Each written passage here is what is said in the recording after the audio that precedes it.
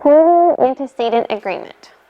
The antecedent is the word that refers back to the pronoun. And the antecedent must agree with the pronoun in both number and gender. That means if our pronoun is singular, then our antecedent must be singular. And if our pronoun is plural, then our antecedent must be plural. Likewise, if our pronoun is feminine, then our antecedent must be feminine. If our pronoun is masculine, the antecedent must be masculine. Or if it's gender neutral, then we need to have a gender neutral antecedent. So let's look at some examples. He left blank coat at school. Our pronoun is he. He is both masculine and singular, so we need a pronoun that fits that. He left his coat at school.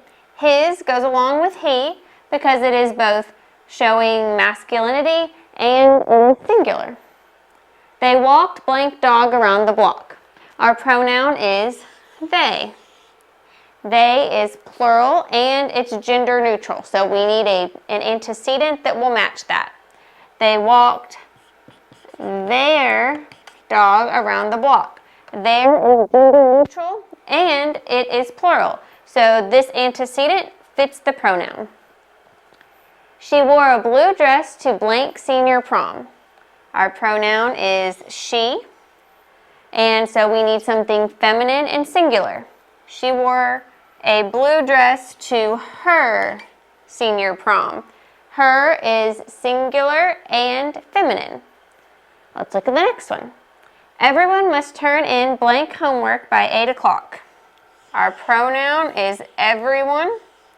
And this one's a little trickier because everyone, while it's talking about multiple people, is actually a singular pronoun. It's considered singular. It goes with a singular verb. So we need a singular antecedent that is also gender neutral. So in this case, we have to do his or her. We give options so that the gender isn't defined as either his or her, and it is still going to be singular, whether you choose his or her. Picking just one of those will make it a singular antecedent. So everyone is a special pronoun that would go with the antecedent his or her. Did anyone lose blank watch in the parking lot? Our pronoun is anyone. Anyone is singular and it doesn't have any gender with it. So we need a gender neutral singular pronoun. It's kind of similar to everyone. So we can say, did anyone lose his or her watch in the parking lot? And again, it gives options for gender and it shows that it's going to be a singular antecedent once one of those is chosen. If you are asking it and a boy answers, then it would have been his watch in the parking lot. If a girl answers, it would have been her watch in the parking lot. What time did you leave blank house today? Our pronoun is you. So we need a pronoun that goes with you that is gender neutral, and you is kind of tricky as well because it can be singular or it can be plural, but there's a special antecedent that goes with you that will work in both situations. You would say, what time did you leave your house today?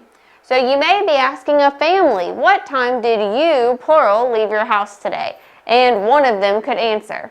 Or you may be asking one person, what time did you specifically leave the house today? And they would tell you what time they left their house. Let's look at the next one. The cat had a bell on blank collar. This one doesn't have a pronoun, but let's look at our noun, cat. Cat is singular, and we don't know if it's a boy or a girl. We don't know if it should be feminine or masculine. So we want to pick an antecedent that would work for either. So you would say the cat had a bell on its collar. Now we could have said it had a bell on its collar.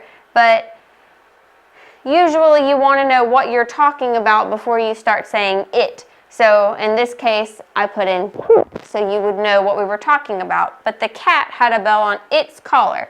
This is singular, and we don't know the gender, so it's gender neutral. Where did we park blank car?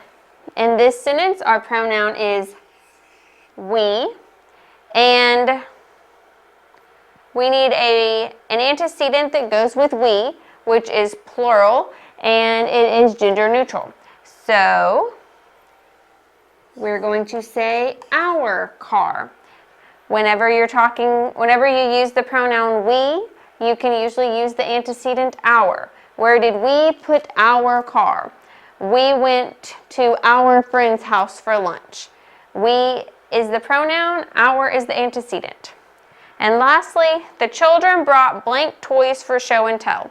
This is another one I didn't put a pronoun in, but we can look at our plural subject here, and it doesn't give us a specific gender, it's just a group. So we need an antecedent that will work with a plural word that is gender neutral. And we will say their. The children brought their toys for show and tell. So whenever you're looking at pronoun antecedent agreement or even noun antecedent agreement, make sure you're paying attention to the number, whether it is a singular or plural pronoun, and the gender, is it singular or masculine, so that you can make sure to choose the correct antecedent to fit the sentence correctly.